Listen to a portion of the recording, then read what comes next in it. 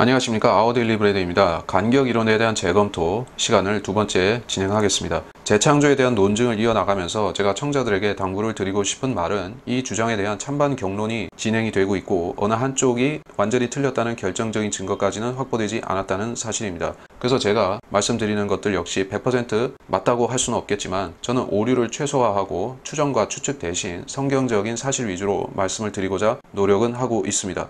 그래서 이번 시간에 20세기 초의 간극론을 대표하는 클라렌스 라킨이라는 학자와 20세기 중반에서 후반에 걸쳐서 간극론을 대변했던 피터 라크만 박사의 저술들을 놓고서 간극론의 성경 내적인 증거가 얼마나 충실하고 신빙성이 있는 것인지 알아보고자 합니다. 먼저 라크만의 창세기 주석서에서 간극론과 관련된 문구들을 찾아서 이야기를 하겠습니다. 이 라크만이라는 분은 간극론의 입지를 세우는 데 있어서 상당히 중요한 역할을 했는데 라킨과는 주장에 있어서 큰 차이를 보이지는 않지만 20세기 후반에 젊은 지구론이 급부상하면서 시대적인 변화가 있었기 때문에 20세기 초의 라킨만큼 아담 이전 인류설에 대해서 확실하다고 주장하지는 않았던 차이점이 있습니다. 라크만의 주석서를 인용하겠습니다. 성경을 여는 첫 구절에 관해 마지막으로 언급하고 싶은 것은 성경에는 창조의 시기가 주어져 있지 않다는 사실이다. 비록 재창조가 2절부터 20절까지 묘사되어 있으나 창세기 1장 1절의 사건이 언제 있었는지에 대해서는 언급되어 있지 않다. 대부분의 대학 교수와 고등학교 교사들이 창조 연대에 관해 매우 무지하다는 사실을 감안할 때 이 사실은 꼭 짚고 넘어가야 할 것 같다. 그들은 성경이 지구의 나이를 6,000년으로 가르친다고 생각한다. 이것은 어시어 대주교의 연대 측정에 따른 것이다. 그러나 이것은 성경을 거부하는 사람들이 전형적인 모습이다. 사실 성경을 비판하는 사람들은 확실한 사실에 근거하여 그들의 비판을 전개하는 법이 거의 없다. 하나님께서 7 저녁과 아침 동안 땅을 재창조하시기 전 지구의 나이는 400만 년이나 되었을지도 모른다. 라크만의 창세기 주석서 18페이지에서 인용했습니다. 여기서 라크만이 젊은 지구론을 따르는 창조론자들에 대해 갖고 있는 생각을 엿볼 수가 있습니다. 그들에 대해서 상당히 적대적인 의식을 갖고 있는데 사실상 아인슈타인이나 다윈 같은 무신론자들을 비판하는 것과 동일한 잣대와 동일한 강도로 그 창조과학자들을 비평하고 있는 것을 알 수가 있는 것입니다. 여러분은 젊은 지구론을 믿는 창조과학자들의 오류가 그렇게 심각하다고 생각하시고 또 그들이 반성경적이라고 믿으십니까? 저는 그렇게 생각하지는 않습니다. 오래된 지구를 믿는 것이 자신의 소신에 따라서 주장할 수 있겠지만 그렇다고 해서 젊은 지구를 믿는 창조과학자들을 거의 진화론자급으로 대적할 필요가 있느냐 하는 것입니다. 자신의 주장이 더 성경적이라고 주장할 만큼 간극설의 근거가 결정적인 것이 있어야 할 텐데 다른 신학적인 문제들에 대해서는 확실한 것은 확실하다고 하고 유보해야 하는 애매한 문제는 유보하는 라크만 박사가 유독 이 재창조라는 문제에 있어서만큼은 필요 이상의 단호함과 결연함을 가지고 대처하는 것을 우리가 어떤 측면에서 이해해야 되는 것인가. 젊은 지구론과 오래된 지구론의 이 양자 사이에 지난 수십 년에 걸쳐서 격론이 있어 왔었고 서로 간에 감정적인 비난을 퍼붓는 일들이 있었음을 고려한다면 라크만 박사가 이런 대처를 하는 것도 이해 못할 바는 아닐 것입니다. 그러나 우리가 성경대로 믿고 실행하고자 한다면 간극론을 따르는 그 학자 자신의 감정에 휩싸여서 다른 이론을 주장하는 사람들을 비방하면 안 될 것입니다. 순수한 성경적인 사실들을 위주로 놓고 판단하는 자세를 보여야지 자신의 이론이 더 설득력이 있게 되는 것입니다. 어쨌건 젊은 지구를 따르는 창조과학자들은 창조 주간의 날들을 문자적인 24시간으로 믿는 사람들입니다. 적어도 그 측면에서 우리는 그 창조과학자들의 믿음을 칭찬하고 격려할 수 있습니다. 심지어 창조의 7일을 문자적인 7일이라고 믿지 않는 크리스찬 과학자들이 있습니다. 그들은 창조 주간을 문자적인 날들이 아니라 어떤 긴 지질학적 연대의 기간들로 보고자 하는 것입니다. 땅은 형체가 없고 공허하며 어둠이 깊음의 표면에 있으며 하나님의 영은 물들의 표면에서 거니시더라. 창세기 1장 2절. 자, 이 부분에 대한 라크만 주석서를 또 보겠습니다. 히브리어 토후, 바보후는 이미 큰 재앙이 한번 있었고 그런 후의 상태가 창세기 1장 2절의 상태임을 암시한다. 이 사실은 이제껏 그 어떤 주석가들도 만족스럽게 설명하지 못한 신비스러운 요소가 이 서술 속에 들어있음을 보여준다. 이 절의 일반적인 해석은 이 구절을 밀턴의 신라건에 나오는 사탄의 타락, 그는 그의 천사들과 하늘에서 쫓겨남으로 보는 것이다. 그러나 밀턴은 사탄의 축출을 과거로 보고 있는 반면 그가 그것을 증명하기 위해 사용하고 있는 요한계시록 12장 4절로 8절은 분명히 미래적 사건이다. 또 이 교리를 가르치기 위해 예레미야 4장 23절, 이사야서 14장 17절을 들어 설명하기를 이 세상에는 아담 이전의 인종들이 한때 거주하였는데 예레미야 4장 23절과 이사야서 14장 17절에 나오는 성읍들, 새들, 왕들, 사람들은 그들과 관련된 것이며 이 종족은 엄청난 빙하기 혹은 외계로부터 기상재앙 혹은 만년설이나 그 밖의 사탄의 타락과 관련된 큰 재앙으로 인해 멸망당했다고 한다. 비록 이와 관련된 성경 구절들이 없는 것은 아니지만 이러한 주장을 펴기에는 어려움이 있다. 형체가 없고 공허하다라는 것은 창조 역사의 무대가 1장 1절에서 마련이 되었으나 그 등장한 무대 위에 어떠한 유의미한 존재들이 아직 창조되지 않은 비어있는 상태임을 보여주는 표현으로 저는 생각을 합니다. 1장 2절이 심판의 결과로서 황폐해진 것을 보여준다라고 하는 주장은 1장 1절과 2절 사이에 그 사건 자체가 완전히 생략된 채로 있다고 가정해야 되는 것인데 이 가정은 대단히 불확실한 추정이라는 것입니다. 현대 천문학과 지질학에서 말하는 바 오래된 지구 그리고 그 지구가 빙하기와 재앙들을 통과해 왔다라고 하는 그 추정에 기댈 수밖에 없다는 것입니다. 그래서 피터 라크만 박사도 창세기 1장 2절의 상태에 대해서 이것이 심판의 근거로서 확증되었다, 유력하다 그렇게 선언하지는 못하고 심판의 결과를 암시하고 있다 정도로밖에 말할 수가 없는 것입니다. 또 그는 주석가들이 설명 못하는 신비스러운 요소가 여기 있다고 언급하는데 저는 간격 이론이 신비롭다고 생각하기보다는 우리가 알고 있는 하나님의 성품과 그분의 창조 질서에 반하는 뭔가의 모순이 되는 의아함을 더 느끼게 되는 것입니다. 이하에 이어지는 설명에서 라크만 박사는 간격론의 입지를 상당히 위축시키는 자신의 논리를 묶어놓는 발언을 오히려 하고 있습니다. 밀턴의 신라권에 대한 언급이 그런데 우선 이 밀턴이라는 사람이 프로테스탄트의 주류 신학자들이 창세기를 해석하는 그 관점을 대표하거나 대변하는 입장은 아니라는 것입니다. 밀턴은 현대적인 간격 이론을 염두에 두고 신라권의 스토리를 쓰지는 않았습니다. 밀턴이 받아들였던 창세기 1장 2절의 해석은 이교에서 바빌론, 수메르 신화에 나오는 그 신들의 반역과 반란, 태초의 혼돈 거기에서 상당히 이미지를 추출해 온 것은 사실입니다. 그래서 사탄의 반역을 흥미진진한 또 스펙타클한 신화적인 사건으로 묘사함으로써 결국 간극론에 풍부한 상상력을 제공해 준 것이 사실입니다.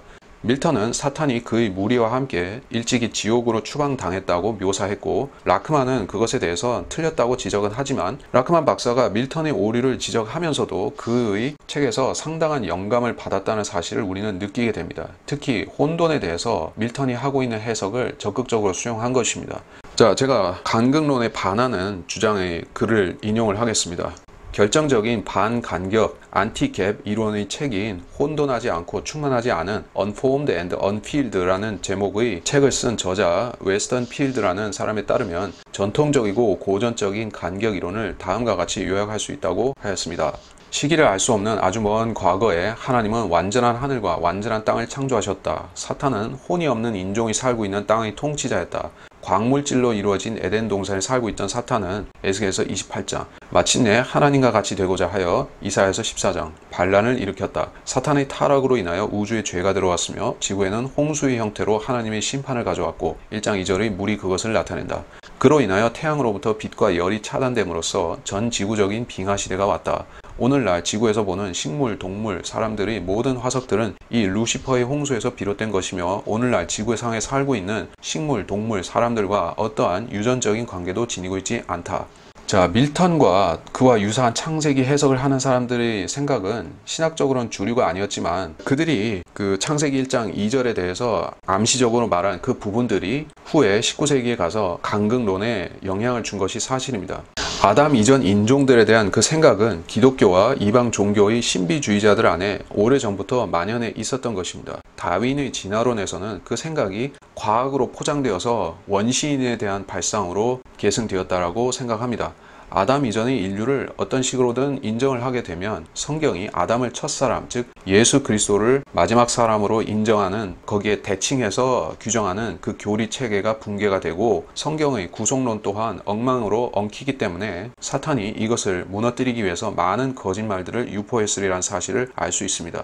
즉 아담을 최초의 인간이 아니라고 하게 되면 성경의 교리가 혼잡해지는 것입니다. 라크만의 설명을 이어서 보겠습니다. 지금의 인간 모습을 지닌 인간은 성경에서 볼 때 재창조, 창세기 1장 27절, 2장 17절 참조 이후까지는 나타나지 않는다. 최초의 도시는 살인자에 의해서 세워진다. 창세기 4장 17절. 어떤 동물도 창세기 1장 20절까지는 성경에 등장하지 않는다. 예레미야 4장 23절, 이사야서 14장 17절은 분명히 계시록 12장 3절에서 10절과 마찬가지로 대환란 시기를 언급하고 있으므로 아직 일어나지 않은 미래적 사건이다. 이러한 상황에서는 말씀을 공부하는 학생은 성경이 기록된 그대로 그리고 자신이 발견한 그대로 하나님의 말씀을 믿어야만 한다. 왜냐하면 창세기 1장 2절을 이해할 수 있는 열쇠가 킹제임스 성경의 풍요로움 가운데 발견되기 때문이다. 이 진리는 믿지 않는 자에게는 은밀히 감추어져 있다. 고린도전서 1장과 2장 참조. 성경을 성경으로 비교해보면 성령님께서는 다음의 진리들을 계시해 주심을 알 수 있다.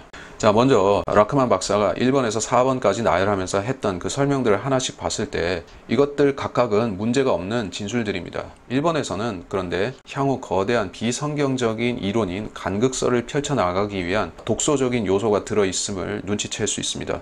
이것은 간극설을 옹호하는 입장에서 봤을 때는 이렇게 설명할 수밖에 없는데 지금의 인간 모습을 지닌 인간은 창세기 1장 1절에 없었다라고 주장함으로써 인간과 유사한 존재라는 설명으로 가는 것입니다. 2번의 설명은 클라렌스 라킨을 포함해서 과거의 간경론자들이 믿었던 상황인데 라크만은 이것은 부정하고 있습니다. 3번은 현재도 상당수의 간경론자들이 믿고 주장하고 있는 것이며 심지어 라킨과 라크만의 책을 공부한 간경론자들 중에서도 부주의하게 여전히 이것을 말하는 사람들이 있습니다. 즉 창세기 1장 1절에 동물들이 있었다고 주장하는 간경론자들도 있다는 것입니다. 4번 설명의 경우에 라크만과 라킨을 계승한 간경론자들은 이 참조 구절들의 이점을 완전히 포기하기는 어려웠던 것인지 저 구절들이 직접적으로 재창조 증거는 아니지만 재창조 이전에 있었던 파괴와 멸망에 대해서 참고할 수 있는 구절이라고는 얘기하고 있습니다. 과거에 있었던 파괴를 암시하는 구절이라고 얘기하는 것입니다. 워낙에 근거가 별로 없는 이론이 간극설이기 때문에 잘못 제기되었던 참조 구절들일지라도 완전히 폐기를 시키기가 어렵다는 것입니다. 주석서 내용을 더 보겠습니다. 비록 아담과 이브의 창조 이전에는 사람이 존재하고 있지 않았으나 인간과 유사한 무엇이 존재했음에 틀림없다. 왜냐하면 하나님의 아들들이 아담 이전에 존재했던 땅과 관련되어 언급되고 있기 때문이다. 욥기 38장 1절로 8절. 이 하나님의 아들들은 창세기 6장 1절로 6절에 나타난다. 해당 부분 주석 참조. 이 하나님의 아들들은 다른 모든 천사들과 마찬가지로 날개가 없는 젊은 남자로 나타나며 이들은 땅에 내려올 때 신들로 여겨진다. 사도행전 14장 11절.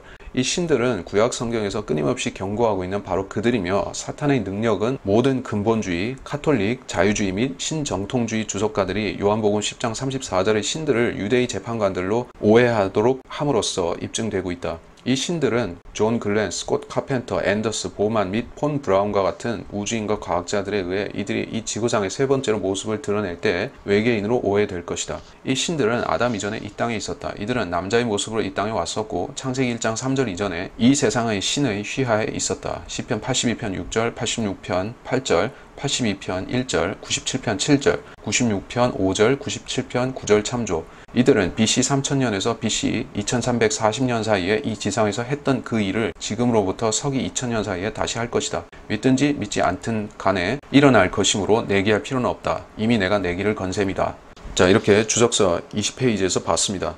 제 7번 사항은 제가 생략하고 6번까지 인용했는데 이분이 설명하고 있는 요지를 압축해서 말하자면은 창세기 1장 1절에 세상에 있었던 존재들이 천사라는 것입니다. 천사들이요. 그 천사들은 성경에서 하나님의 아들들로도 불리고 있기 때문에 그들은 아담 대신에 이 땅에서 먼저 자리를 잡고 있었다는 얘기입니다. 또 그들은 사람들이 봤을 때 거의 신적인 존재, 신들로서 여겨지는 그러한 뛰어난 현명한 존재들이었다는 사실입니다. 천사가 날개가 없다는 것은 성경이 천사들을 연구해 봤을 때 알 수가 있는 사실이고 여자 천사가 없다는 것도 쉬이 알 수 있습니다. 우리가 알고 있어야 할 영적 세계의 기본 상식 중에 하나가 천사는 날개가 없다. 여자 천사는 없다. 그리고 천사들은 사람과 유사한 존재다. 그러나 영적인 몸을 가졌다는 사실입니다. 그런데 이 천사들에 관한 이 모든 성경적인 사실들과 진실들을 간극론과 결합시키는 것은 또 다른 문제라고 할 수 있는 것입니다. 천사들이 사람과 유사하게 생겼다고 해서 그들이 아담 이전에 이 땅에 거주했던 천사 민족들이라고 간주할 수가 있는 것이냐 하는 얘기입니다. 여기서 잠시 클라렌스 라킨이 세대적 진리 책에서 아담 이전의 존재들에 대해서 언급하는 부분을 찾아보도록 하겠습니다. 만약 인간이 아담 이전의 태초의 땅에 존재했더라면 아마도 틀림없이 사탄이 타락할 때 동조했거나 함께 멸망했을 것이다. 많은 사람들이 믿는 바와 같이 마귀들은 아담 이전의 시대에 육체가 없는 영들로 이 땅에 살았으며 예수 그리스도의 시대에 인간의 몸에 들어가려 했던 것과 같이 오늘날도 다시 몸을 입고 싶어 한다. 이를 통해 우리는 그들이 한때 인간의 몸과 비슷한 몸을 입었을 것이라고 추측해 볼 수 있다. 만약 아담 이전에 지상에 살았던 거주자들이 인간과 비슷했다면 그들의 화석이 어디엔가 남아있어야 하는 것 아닌가? 왜 그들의 화석을 바위나 흙에서 찾을 수 없는 것인가 하는 의문을 가질 수 있다. 그러나 여기에 대한 대답은 이렇다. 그들의 몸은 불로 소멸되었으며 천년왕국의 말기에 곡과 마곡에서 반역한 무리들의 경우와 같이 되었을 것이다. 그리고 이러한 형벌을 모면한 영들은 위에서 언급한 마귀들이 되었다. 마귀들은 분명히 사탄의 천사들이 아니다. 왜냐하면 마귀들은 자유로운 반면에 사탄의 천사들은 끝없이 깊은 구렁에 갇혀 있으며 하나님의 목적에 따라서 제한된 자유가 주어질 뿐이기 때문이다. 계시록 9장 1절에서 21절. 그들은 또한 베드로 후서 2장 4절과 유다서 6절 7절에 나오는 타락한 천사들도 아니다. 왜냐하면 그들은 백보자 심판 때에 흑암의 사슬에 갇힐 자들이기 때문이다. 어쨌든 확실한 것은 그들이 고통받을 때가 가까이 다가오고 있다는 것이다. 마태복음 8장 29절. 자, 라키는 아담 이전의 인간에 대해서 그 가능성을 열어놓고 있습니다. 그는 자신의 주장이 야기시키는 신학적인 문제가 심각하다는 사실을 잘 몰랐거나 간격론에 대해서 향후 제기될 비판들에 대해서 미처 인식하지 못한 관계로 아담 이전 인류설에 대해서 가능성을 열었던 것으로 보입니다. 그런데 진화론을 믿는 반기독교적인 사상을 가진 사람들이나 아니면 타협적인 생각을 하는 기독교인들에게 있어서 아담 이전 인류설은 상당히 구미가 당기고 합리적인 매력적인 가설로서 인식이 될 수 있습니다. 그들은 진작에 아담과 이브가 최초의 인류라는 교회의 전통적 가르침에 대해서 불만을 품고 있었기 때문입니다. 어쨌건 라크만은 라킨의 주장에서 아담 이전의 인간들이 창세기 1장 1절의 땅에 있었다는 그 언급에 대해서는 거부했습니다. 그는 라킨의 추론을 거부하고 그 존재들은 하나님의 아들들 곧 천사들이었다는 언급을 한 것입니다. 그래서 라킨의 창세기 1장 1절에 대한 설명은 여러모로 봤을 때 모순투성이지만 특별히 아담 이전 인류 즉 프리 아다믹 레이시스라는 부분에 대해서는 우리가 거부할 수밖에 없는 이론이라는 얘기입니다. 그는 아담 이전 인류의 화석들이 이 땅에 남아있지 않은 이유에 대해서 그들의 몸이 불로 소멸되었기 때문이라는 추정을 내놓았습니다. 참으로 인정할 수 없는 설명인데 이제까지 우리가 간극론을 이야기하면서 우주적인 불심판은 창세기 1장에 있지 않다는 사실을 확실히 규정했습니다. 요한계시록 20장에 가서야 그 사건이 나타나기 때문인데 뜬금없이 라키는 태초에 불심판이 있었다는 언급을 하고 있는 것입니다. 간극론에서는 베드로후서 3장 5절에서 7절의 본문 내용을 태초의 홍수와 연계시켜서 우주적인 홍수가 있었다라고 설명을 합니다.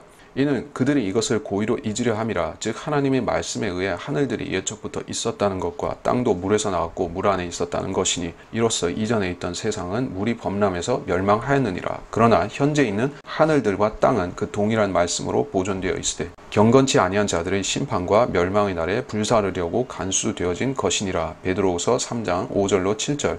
그렇기 때문에 간극론에서 인용하는 이 구절에 따르면 태초의 대홍수가 있었지 태초의 불심판이 있었던 것은 절대 아닙니다. 라키는 아담 이전 인류의 화석이 남아있지 않은 이유를 하나님께서 그들의 뼈를 소각시켜 버렸기 때문이라고 설명했습니다만 이것은 간격론을 심하게 반박하는 모순이 되는 것입니다. 자, 그렇다면 차제에 간격론자들이 서로 모순되고 일치되지 않은 혼란스러운 증언을 하고 있다는 사실에 대해서 하나 더 확인하고 넘어가도록 하겠습니다. 인터넷 바이블 파워 뉴스에 2009년 게재되었던 박재권이라는 기자의 기사입니다. 달에 있는 물 흔적에 대한 비밀 2009년 10월 9일 기사입니다. 사람들은 이 땅 위에 존재하는 물에 대해서도 궁금해하지만 먼 우주에 있는 달에서 발견한 물에 대해서도 궁금증이 더해지고 있다. 인류 역사상 어떤 책에도 기록되어 있지 않은 창조에 관한 기사인 창세기 1장 1절로 2절에는 하늘과 땅이 등장하고 생명체에게 있어서 가장 중요한 물이 등장한다. 그래서 물에 관한 출처를 찾기를 원한다면 바로 성경에서 찾아야 정답을 알 수 있다. 성경은 창공 위에 있는 물들과 창공 아래에 있는 물들을 언급하시는데 그 물들은 나누어지기 이전에 엄청난 우주적 홍수로 말미암은 대재앙이 있었음을 알게 하는 창세기 1장 2절의 말씀, 곧 땅은 형체가 없고 공허하며 어두움이 깊음의 표면에 있으며 하나님의 영은 물들의 표면에서 거니시더라고 기록된 말씀에서 비롯된다. 이 성경 말씀을 떠나서는 어떤 천문학자도 달의 지표면에 또는 화성의 지표면에 있는 물의 흔적들을 설명할 수 없다. 그러나 사람들은 성경을 거부하기에 천문학적인 돈을 들여가며 그들의 궁금증을 풀기에 여념이 없는데 사실은 그들의 타락한 죄의 성품으로 인해 정직하지 못하기 때문이다. 한겨레 신문 9월 29일자 기사에 의하면 달의 지표면에서 발견한 물에 대한 궁금증을 실었는데 늘 그렇듯이 아무리 다르게 설명하고 기사화한다고 해도 결국은 전에도 제기했던 같은 질문일 뿐이고 그에 대한 우리의 답변 역시 성경을 인용한 똑같은 답변일 뿐이다. 신문에 따르면 달 표면에 수소산소 화합물인 물과 수산기 분자들이 극소량이지만 폭넓게 분포되어 있음을 보여주는 중요한 증거가 미국, 인도의 달 탐사 위성들에 의해 포착됨. 한겨레 25일자 이면에 따라 미국 항공우주국 나사를 비롯해 여러 나라가 추진 중인 달 탐사 연구 활동이 더욱 활발해질 전망이다. 당장 다음 달 9일 달 극지 표면에 무거운 충돌체를 떨어뜨려 극지 밑에 얼음층이 있는지 확인하려는 달 충돌 시험 엘크로스 프로젝트가 큰 주목을 받게 됐다. 하지만 달 표면에 물이 어디서 왔는지는 아직은 풀기 힘든 수수께끼다라고 보도했다. 그러나 이것은 창조주 하나님의 놀라운 능력을 믿는다면 결코 수수께끼로 끝날 수 없다. 과학자들의 궁금증은 가설의 가설을 만들어낼 뿐인데 실제로 신문도 그렇게 결론을 내리고 있다. 새로운 수수께끼가 생겨났다. 대기가 없는 달에서 자유로운 물 분자는 곧바로 우주 공간으로 날아가 버리는 데다 뜨거운 마그마 활동이 활발했던 38억 년 전 달 탄생 초기에 물 성분은 모두 증발해버리고 일부만이 나중에 생성돼 영구 그늘 지역인 남북극의 얼음층으로 존재할 것으로 여겨져 왔기 때문이다. 최영준 박사는 지금 달 고위도 지역에 물 성분이 있다면 어딘가에서 지속적으로 공급되고 있다고 볼 수 있는데 과연 그게 어떻게 가능할까 하는 점이 이번 발견으로 생긴 가장 큰 의문이라고 말했다. 나사 쪽도 이러한 수수께끼에 관한 연구가 앞으로 주요 관심사가 될 것으로 내다봤다. 한 가지 가설이 있기는 하다. 태양풍에 실려 날아오는 양성자 입자들이 달 표면에 무수히 쏟아지면서 달 표토에 결합해 있는 산소 원자들과 부딪히고 결합해 물 또는 수산기 분자를 지속적으로 만들고 있는 게 아니냐는 것이다. 하지만 현재로서 이 가설은 가설일 뿐이다.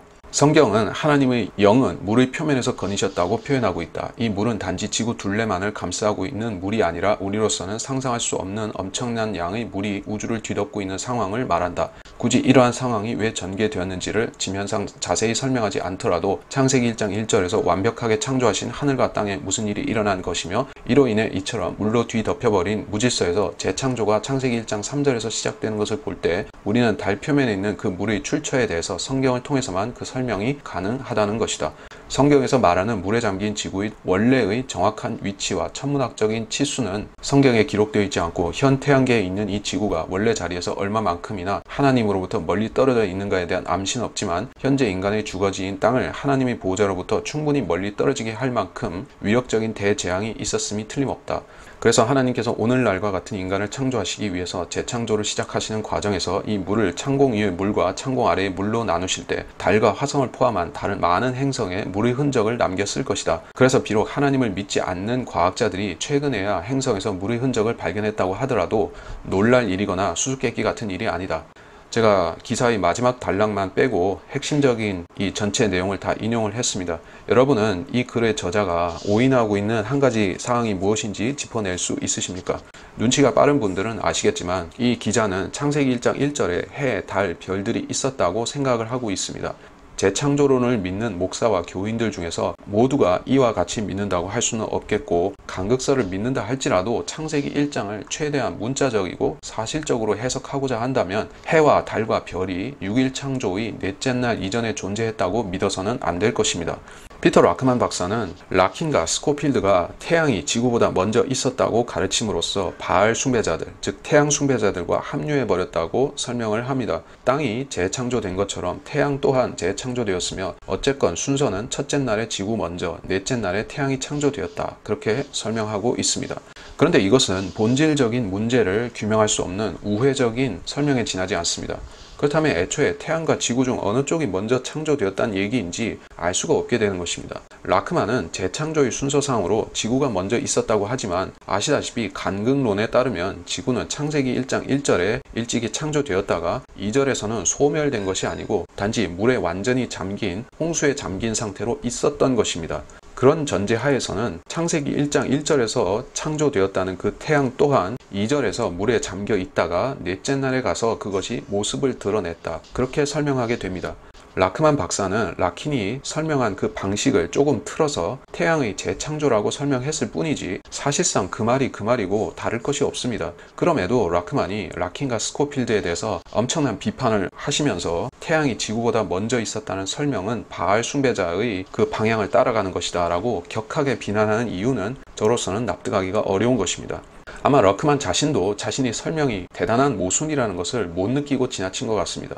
천재들은 의외로 아주 쉬운 문제에서 실수를 저지르곤 하기 때문에 라크만이 착각한 것도 그런 차원에서 이해해 보려고 합니다. 그래서 이 라킨이든 라크만이든 천재 신학자들이 자기도 모르게 만들어 놓은 자기 말의 함정에 빠진 이 사실, 이거를 더더욱이 모르고 있는 일반 신자들은 자기들의 순수한 생각에 따라서 창세기 1장 1절에는 그야말로 지구와 우주만 있었으리라고 생각하는 것입니다. 그 후에 재창조의 넷째 날에 해와 달과 별들이 성경대로 만들어졌으리라고 생각하는 것이 일반적입니다. 라킨 목사는 이 부분을 명백한 어조로 태양이 먼저 있었다고 설명함으로써 실질적으로 성경을 거부해버린 것입니다. 또 라크만은 그 라킨을 반박하면서 창세기 1장 1절에 지구만 있었던 것처럼 말했지만 그는 태양의 재창조라는 용어를 씀으로써 결국 라킨과 똑같은 얘기를 하고 만 것입니다. 자, 이렇게 대학자들조차 자기 말이 꼬여서 헤매고 있는 판이니 바이블 파워의 박재권 목회자가 쓰신 이 글이 마치 트위스트 춤을 추듯이 비정상적으로 진행이 되는 것도 이상하지가 않은 것입니다. 이분은 달과 화성의 표면에 대홍수 물들의 흔적이 남아있는 것이 창세기 1장 1절과 2절 사이에 있었던 그 사건의 증거라고 설명을 하고 있습니다. 그래서 그는 달과 화성이 원래 창세기 1장 1절에 있었다는 얘기를 한 셈인데 저는 묻고 싶습니다. 재창조론에서 이야기하고 있는 원래 창조의 범위가 어디까지냐 하는 것이요. 저는 평평한 지구를 믿기 때문에 애초에 화성이나 달에 인간이나 천사나 그 어떤 존재든 거주할 수 없다고 보고 있지만 둥지론에 맞춰서 한번 생각을 해봅시다. 라킨 시대에는 달 탐사라는 일이 아직 진행이 되지 않았고 그 사기극이 없었기 때문에 우주 개발이라는 것에 대해서도 인식이 별로 없었습니다. 그 시대 대중들 사이에서도 우주에 장차 인간이 나가서 살지 모른다라는 생각은 있었지만 라킨이 적어도 성경적으로 생각하려고 노력한 점은 창세기 1장 1절에서 살았던 그 존재들, 즉 아담 이전의 인류들이 행성들이나 별들에 퍼져서 살았으리라 그렇게 생각하지는 않았던 것입니다.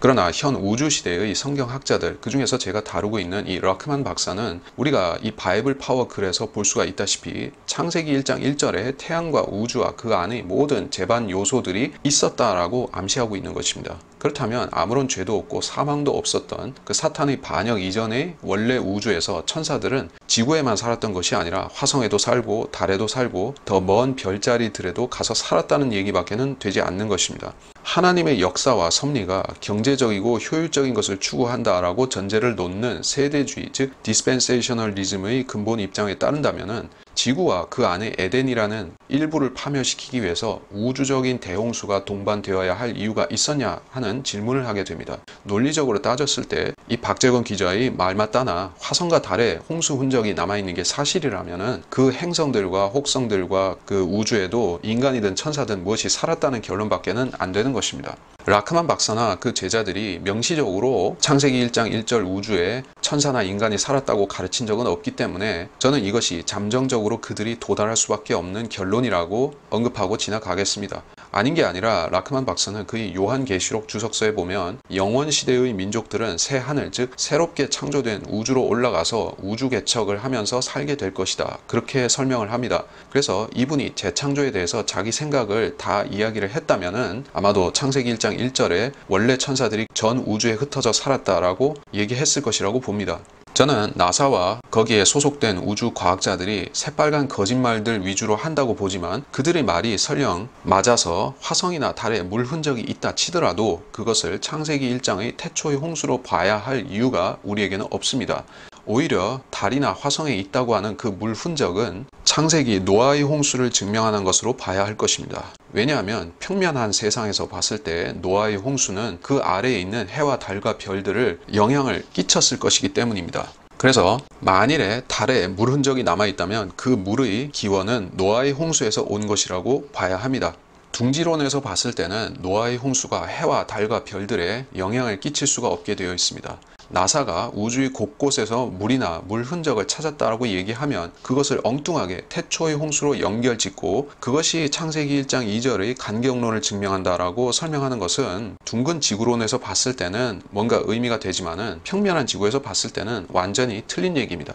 자, 라카마니 주석서 다음 단락을 보겠습니다. 어두움이 기품의 표면에 있으며 2절 이 구절을 대할 때 우리는 코페르니쿠스나 라플라스 등의 과학자들을 찾을 것이 아니라 성경을 성경으로 비교해 보아야만 한다. 여기서 말하고 있는 기품은 지중해나 대서양의 표면이 전혀 아니다. 이것이 무엇이든 간에 이 기품은 우리의 태양계보다도 더 큰 지역이며 적어도 태평양보다 30억 배나 더 큰 물덩이를 포함하고 있다. 이 기품의 표면은 절대 영도로 얼어붙어 있어 분자의 활동이 정지되어 있다. 창세기 1장 7절 주석 참조. 요한은 이것을 유리바다 계시록 4장 6절 혹은 불로 뒤섞인 유리바다 계시록 15장 2절로 묘사하고 있다. 요한은 저 하늘 높은 곳의 영광으로 끌려 올라가서 그곳의 모습을 묘사했기 때문에 이 계시록의 묘사는 그 어느 시대의 과학 정보보다 훨씬 더 높은 수준인 것이다. 욥은 이 시면의 표면이 북쪽이라고 말하고 있다. 시편 75편 6절, 48편 2절, 히브리서 12장 22절, 욥기 37장 18절로 22절 등 참조. 이 기품은 우주 자체를 담고 있는 용기인 것이다. 이 기품의 꼭대기는 오리온 성자의 베이성운 저 너머 적어도 1억 마일을 걸쳐 펼쳐져 있다. 태평양보다 30억 배나 큰 물덩어리, 베이성운 넘어 1억 마일, 이런 수치에 대해서 저는 굳이 언급할 필요는 느끼지 않습니다. 평평한 지구의 관점에서 봤을 때 하늘 위에 존재하는 물과 이 땅 밑에 있는 물은 지구 내부에 존재하는 대양과 호수의 물들에 비해서 상대적으로 훨씬 클 것이라고 추정은 되지만 결코 어떤 30억 배와 같은 수치에는 도달하지 않는다고 생각을 합니다. 상기 인용된 바 코페르니쿠스라는 이 과학자는 현대 천문학의 근간을 세운 사람인데 그의 이론에서는 태양계 바깥의 엄청나게 광활한 현대적인 우주론이 상정되어 있지 않습니다. 그는 빅뱅에 대해서 말하지도 않았고 우주가 팽창한다는 생각도 갖고 있지 않았습니다. 그래서 라크만 박사가 현대의 빅뱅 우주론에서 이야기하는 바 팽창하고 있는 우주 그리고 그 추산할 수 없는 엄청난 초현실적인 사이즈에 대해서 수용을 한다면 우주가 기품의 표면 아래 고정되어 있는 형태의 용기라는 생각을 할 수가 없습니다. 만일에 빅뱅이 없었고 지속적으로 팽창하고 있는 우주도 아니라면 또 지구가 수천 년 동안에 한 위치에 고정된 채로 북극성을 쳐다보고 있다면 우리는 저 과학자들이 거짓말로 설득하고 있는 우주의 터무니없는 사이즈에 대해서 의구심을 품을 수 있는 것입니다. 하나님의 영은 물들의 표면에서 거니시더라. 2절 이 시면에 물이 발견되고 있음은 우리의 주목을 끌기에 충분하다. 베드로후서 3장 4절로 7절은 틀림없이 창세기 1장 2절의 이 부분에 대한 언급이며 특히 베드로후서 3장 4절은 20세기의 진화론자들 즉 현재의 하늘들과 땅은 창세기 1장 1절의 하늘과 땅과는 다르다는 사실을 믿지 않는 사람들을 지칭하고 있는 것이다. 성경에는 세 쌍의 하늘과 땅을 언급하고 있다. 첫 번째 하늘과 땅 창세기 1장 1절, 두 번째 현재의 하늘들과 땅 창세기 1장 4절로 20절, 세 번째 하늘들과 땅 베드로후서 3장 13절, 계시록 21장 22절. 이처럼 성경에서 언급된 하늘들과 땅은 성경을 거부하는 과학자들이 생각하는 그러한 모습과는 전혀 상관이 없다. 이것은 옛 히브리인들의 하늘들과 땅에 대한 개념이 그 등 위에 활을 얹고 있는 거대한 거북이로 그 위에 별들이 있는 모습이라고 사람들을 현혹하지만 옛 히브리인들은 전혀 그런 개념을 갖고 있지 않았다. 성경 창세기 1장 1절로 3절에 묘사된 하늘과 땅은 1980년 현재 그 어떤 우주인의 생각보다 훨씬 앞서 있다. 이 묘사는 원래의 하늘과 지금의 지구와는 다른 위치에 있었던 원래의 땅을 묘사한 것이다. 원래의 지구는 적어도 별자리에 관한 한 현재와는 다른 위치였다. 원래의 지구는 하나님으로부터 떨어져 나와 물의 시면 속으로 가라앉아 버렸고 이 시면의 표면을 어두움이 덮고 있었다. 원래의 정확한 위치와 천문학적인 치수는 계시되어 있지 않으며 현재 태양계에 있는 이 지구가 하나님으로부터 얼마만큼이나 떠내려 왔는지에 대한 암시는 없지만 그 어떤 우주의 폭발이 하늘에 계신 위험 있는 그분의 임재로부터 인간의 주거지인 땅을 충분히 떨어지게 할 만큼 위력적이었음이 틀림없다. 히브리서 8장 1절, 에베소서 2장 20절로 22절. 이분이 주석서를 기술하던 시기가 1980년 초반이었다고 하면 이제 가짜 달 착륙 이후에 우주 개발이 표면화되고 본격화되던 그런 시기였다고 볼 수 있겠습니다. 그래서 우주 시대를 맞이하여 새로운 신학적 관점에서 히브리인들의 고대 우주론에 대해서 이분은 비평을 하고 있는 것인데 여러분들이 히브리인들이 고대 세계관을 묘사한 그림들을 지금도 찾아볼 수가 있고 인터넷에서 인터넷에서 검색해 보시면 나옵니다. 저도 평면 지구를 알게 되면서 여러 문명권에서 생각하던 지구 모양에 대한 그림들을 찾아봤지만 히브리인들의 경우에 우주를 떠받친 거북이에 대해서 진지하게 믿었다는 증거는 없습니다. 그래서 이 세계가 거북이나 다른 짐승 위에 얹혀져 있다는 생각은 이 시대 사람들에게는 조롱거리가 되고도 남는 것입니다. 라크만 박사는 나사가 세상에게 보여주고 있는 그 우주가 진짜이며 적어도 그 과학자들이 품은 의도가 반성경적이고 악할지라도 거기서 보여주는 정보들만큼은 어느 정도 신뢰해야 된다고 생각하는 것 같습니다. 그렇다면 라크만 박사는 옛 히브리인들이 어떤 식의 지구와 우주에 대한 개념을 갖고 있었다고 지금 설명하는 것입니까? 그 부분은 자신의 설명 속에 함축이 되어 있는데, 즉 거대한 우주가 물에 감싸여 있고 지구는 그 안에 떠돌고 있는 행성이라는 얘기를 하는 것입니다. 히브리인들을 포함해서 고대 문명에 속한 어떠한 천문학 지식에서 봐도 빅뱅 우주와 유사한 것은 나오지 않습니다. 고대인들은 거의 보편적으로 하늘이 돔에 의해서 덮여 있다고 생각을 했고 그 돔 아래에 해와 달과 별들이 떠 있다고 생각을 했습니다. 크리스찬들이 과학자들에게 조롱을 당하고 그들이 믿는 성경이 비과학적인 미신이라고 매도당하는 것이 참을 수 없다는 것은 이해를 하지만, 그렇다고 해서 우리가 나사 과학자들이 치고 있는 그 구라보다 더 큰 뻥을 쳐서 그들을 능가할 수는 없다는 얘기입니다. 성경은 악에게 지지 말고 선으로 악을 이기라고 말씀합니다. 라크만 박사도 나사가 문제투성이의 조직이라는 것을 몰랐을 리가 없고, 적어도 이분이 살아생전에 문서상으로 아폴로 11호 달 착륙의 진실에 대해서 투명한 입장을 공개한 적은 없는 것으로 압니다. 라크만이라는 분의 지식과 지능을 고려해 봤을 때 아폴로 달 착륙 사기에 대한 풍문을 이분이 몰랐을 리가 없는 것입니다.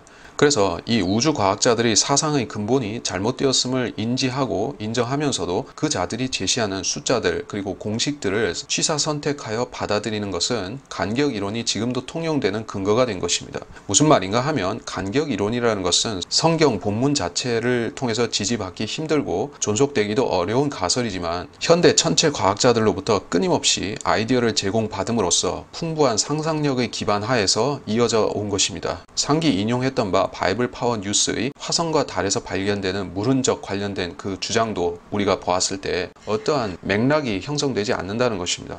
지난 세기 중반부터 본격적으로 가동되기 시작한 이 거대한 악의 음모, 즉 세상 사람들의 생각을 이 우주에 대한 착각 속에 빠뜨리는 이 부분에 대해서 우리가 믿고 있는 신학에도 치명적인 흔적을 이 우주론이 남기고 있다는 사실을 발견하게 되는데, 특별히 세대주의자들의 생각 속에서 그것이 나타나고 있습니다.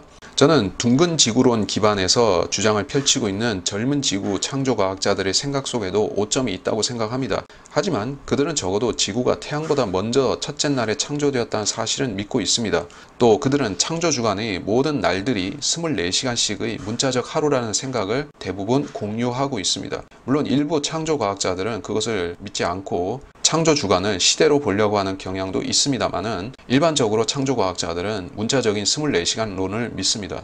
지구가 수백만 년 혹은 수천만 년이나 그 이상의 연령을 가진 행성이라는 그 낡은 생각은 진화론에 맞대응하기 위해서 200년 전 그때 신학자들이 고안해낸 아이디어였습니다. 거짓으로 거짓을 막겠다는 그 잘못된 시도는 지금에 와서 더 큰 부작용을 낳았고, 현대의 간격론자들은 나사의 거짓 우주에 대항하기 위해서 성경에 그 우주를 도입해서 이상하고 부자연스럽게 이론을 만들어가고 있습니다. 간격론을 주도하고 있는 그 신자들은 주로 세대주의자들이고, 세대주의의 핵심 리더들이 간격론을 그 바탕에 깔고 주장했기 때문에 간격론은 세대주의의 트레이드 마크처럼 되어버렸습니다. 저는 간격론에 대해서는 이것이 틀렸다고 간주를 하고 있고 그 신빙성에 대해서 인정을 하지 않지만, 그렇다고 해서 제가 세대주의에서 가르치고 있는 여타 교리들에 대해서 의심하고 있지는 않습니다. 간혹 세대주의를 공부하고 가르치는 그 성경 교사들과 목회자들 가운데서 모든 신학 사조들 가운데 세대주의만이 유일한 최고봉이고, 이것을 빼고는 어떠한 쓸모있는 신학 사상이 없다, 성경 해석법도 쓸만한 것이 없다, 그렇게 세대주의가 유일한 신학 사상으로서 의미가 있다 가르치는 경우가 있습니다.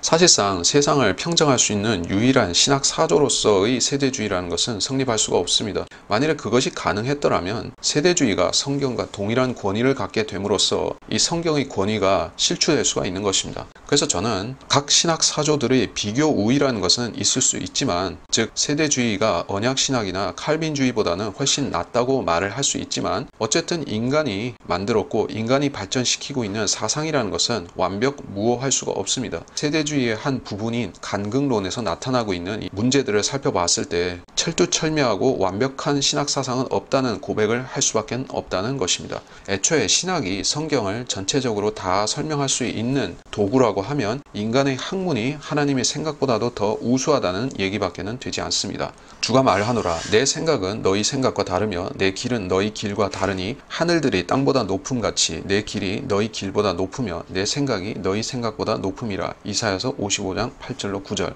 세대주의의 간극론은 점차 학계에서 외면을 받고 있고 지지 세력이 축소되고 있습니다. 인기 자체가 별로 없기 때문에 제가 이것을 굳이 비평하지 않더라도 많은 사람들이 잊어가고 있는 이론입니다. 저는 세대주의를 완벽한 신학이라고 믿지는 않으나 현재 행위 구원에 기만당하고 있는 많은 기독교인들을 바른 신앙으로 계도시킬 수 있는 설득력 있는 성경 해석이라고는 믿습니다. 때문에 세대주의라는 이 장미로부터 간극설의 가시를 뽑아내고 그 가시를 자라나게 한 현대 우주 물리학 둥근 지구론이 다시 자라날 수 없도록 막는 것이 중요하다고 생각합니다. 이것은 저희 진정성을 담아서 이야기를 하고 있는 것이며 이러한 사실들을 밝힌다고 해서 제가 세대주의 신학에 대해서 특별한 유감을 품고 있는 것이 결코 아니고 오히려 애정이 충분히 있기 때문에 비판하고 있는 것임을 말씀을 드립니다. 저는 실제로 세대주의가 이성 대신에 맹목적인 신앙을 추구하며 감정의 홍수를 주체하지 못하는 그 은사주의자들, 그러한 계통의 이단들로부터 많은 신앙인들을 구제해준 성경적인 신학이라고 보고 있습니다. 그리고 세대주의로 돌이킨 많은 신앙인들이 바른 지식의 양식을 먹고 온전히 성장하게 되기를 바랍니다. 우리는 세상 지식과 세상 풍조들 또 세상에서 소위 과학이라고 인정받는 고등 학문을 인정하지 않습니다. 성경에서 봤을 때는 초등 학문에도 미치지 못하는 그러한 것들을 우리는 거부해야 되는데 문제는 세상이 그런 것들을 추천하고 높이기 때문에 어쩔 수 없이 우리도 자신의 신앙의 일정 부분을 세상 학문에 타협하기 시작하는 것입니다. 진화론이라는 것이 대두가 되었던 그 초반, 즉 제대로 된 학문적인 반론이 제기되지 않았던 200에서 100년 전 사이의 기독교인들은 간극설이라는 이 안식처를 통해서 기독교인들의 믿음이 파손되고 빗나가는 것을 막으려고 애썼습니다. 그러한 시도에 대해서 저는 인지상정으로서 이해는 할 수 있습니다. 하나님께서는 그 오류를 포함한 사상을 가르쳤던 세대주의 신학자들을 성경 교사로서 사용하셨고 그들에게 일을 맡기셨습니다. 어쨌든 우리는 사고체계에 결함을 품고 있는 인간이기 때문에 하나님께 의존하고 자신의 생각이 틀릴 수 있음을 지속적으로 인정하면서 성경을 가르쳐야 됩니다. 그렇게 하지 않고 단순히 내가 현재 깨달은 지식만이 모든 지식들 위해서 최고라고 생각하기 시작하면 하나님이 진리를 선포하는 것이 아니라 자신의 오류를 같이 섞어서 가르치게 됩니다. 성경 교사가 된다는 것은 단순히 지식적으로 성경을 많이 깨달았다 해서 되는 것이 아닙니다. 자기 오류 가능성을 인정하면서 그러면서도 근본 교리들에 대해서는 확고하게 신앙을 고수하는 유연성과 단호함이 동시에 요구되는 것입니다. 마귀는 코페르니쿠스 이래 이 우주에 대한 거짓말들을 퍼뜨렸고 그리스도인들을 성경적인 세계관에서 이탈시켜서 우주의 먼지로 자신을 비하시키는 인식을 하게 만들었습니다. 인간들은 자신을 우주의 미아라고 생각하게 되었으며 심지어 자신이 유인원들로부터 진화된 존재라고 생각하기에 이르렀습니다. 이런 비참한 인식의 오류 가운데에서 너무나 저열하고 비상식적인 진화론을 받아들일 수 없었던 사람들은 그것을 정죄했지만 이 학문의 배후에 있는 큰 손이 지동설, 즉 태양 중심 우주설을 퍼뜨린 그 세력이라는 것은 잘 몰랐던 것입니다. 그래서 이 결과는 제거하되 원인을 남겨놓은 채 비판을 했기 때문에 창조과학은 코페르니쿠스적인 우주를 수용하게 된 것입니다. 현재 진화론은 21세기를 넘어선 이 시점에서 기독교인뿐만이 아니라 다른 종교인들이 볼 때에도 믿기 힘든 가설입니다. 아직도 속고 있는 수십억 명이 있다 할지라도 그 사람들은 마땅한 대안이 없기 때문에 진화론을 여전히 따르는 것입니다. 만일에 우리 그리스도인들이 확실한 대안을 제시한다면 그 사람들은 진화론을 버리고 성경으로 넘어올 것입니다. 평평한 지구를 먼저 받아들이고 가르치기 시작한 영미권의 일부 크리스찬들이 있습니다. 그들은 진화론에 아직 속고 있거나 미련을 품고 있는 사람들을 성경적인 세계관으로 이끌어 오고 있는 것입니다. 따라서 우리는 간극설과 같은 유사과학을 통해서 과학에 길들여진 사람들을 성경을 믿도록 만들려 해서는 안 됩니다. 사람들은 성경이 과학에 종속되거나 혹은 과학을 입증하기 위해서 존재하는 책이 아니라는 것을 알아야 되고 성경 자체가 완벽한 진리라는 사실을 알아야 됩니다.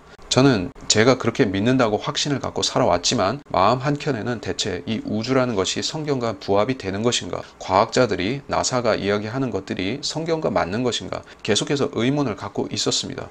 제가 의문을 품었던 그 부분이 바로 평지론에 해당하는 것이었고, 평평한 지구를 통해서 우주를 완벽히 거부하고 성경이 말씀하는 창조가 100%의 사실이었음을 이제는 알게 되었습니다.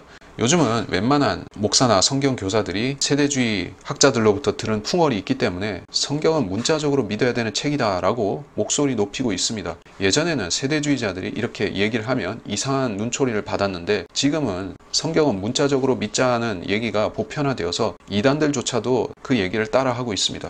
하지만 성경을 문자 그대로 읽자고 하는 그 사람들의 속내를 보면 진짜 그렇게 하고자 하는 사람들은 소수입니다.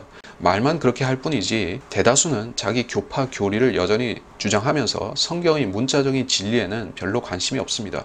이런 시대가 되었기 때문에 킹 제임스 성경을 믿는 세대주의 기반의 믿음을 가진 기독교인들도 지난 50년 혹은 100년 전의 세대주의 신학자들이 가르쳤던 그 부분에 안주를 하면 안 되고, 자기들 속에 남아있는 오류가 무엇인지 있다면 걸러내고 새로 출발하겠다는 마음 자세로 진짜 성경대로 믿고 문자적인 성경의 진리를 추구하겠다라고 다짐한 채 성경을 연구해야 될 것입니다. 그렇게 용기 있게 자기 개혁적인 행보를 보이는 크리스찬들이 한국 기독교계에서 많이 나타난다면 그들의 믿음은 귀감이 되고 표상이 될 것이며 한국 교계를 바른 믿음으로 개혁하는 데 있어서 큰 영향을 줄 것입니다. 수많은 사람들이 누가 권하고 먼저 시키지 않는다 할지라도 킹 제임스 성경을 찾아서 읽을 것이며 이 신앙인들의 믿음을 본받고 따르려고 할 것입니다.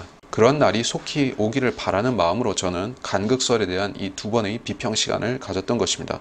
제가 간극설을 비판하고 그 모순을 드러내는 것은 저로서는 결코 쉬운 일이 아니었으며, 이 일이 저에 대한 평판을 나쁘게 만들 수 있다는 것을 충분히 알면서 했습니다. 그리고 저는 간극설을 반대하는 사람들의 그 허실에 대해서도 알고 있으며, 창조과학자들이나 또는 흠정역의 정동수 목사의 주장에 대해서도 저는 비판할 것은 비판을 합니다.